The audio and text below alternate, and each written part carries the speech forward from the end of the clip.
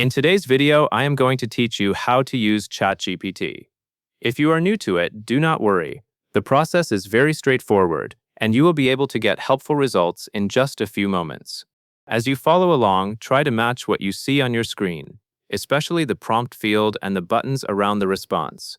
First, you need to type a clear, descriptive instruction or question into the prompt field box. This is the main area where you communicate with ChatGPT.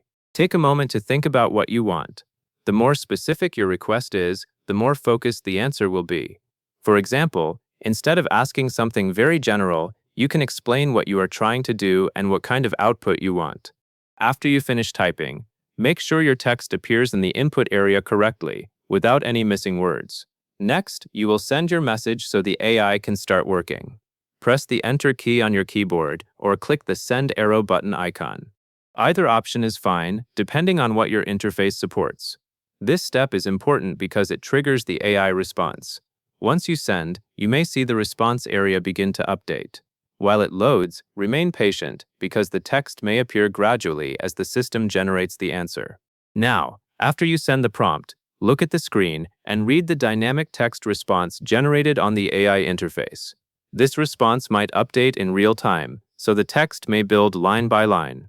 Take the time to read through carefully from beginning to end. If the response is long, you can scroll to review any additional details.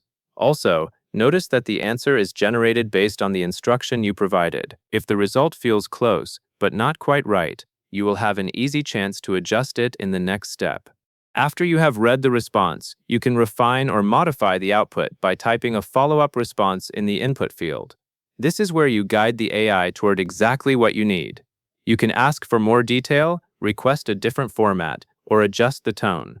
For example, you might say you want the answer to be shorter, clearer, or more practical. This follow-up step matters because it turns a one-time answer into an interactive conversation, helping you get better results over time.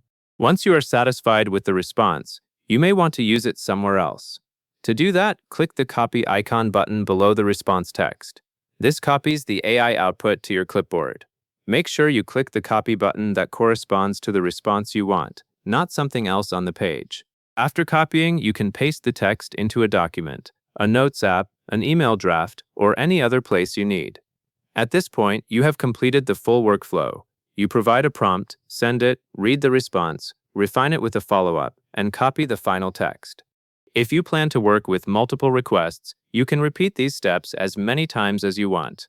Each cycle helps you improve the quality of what you get. That covers everything you need to know. And that is all there is to it.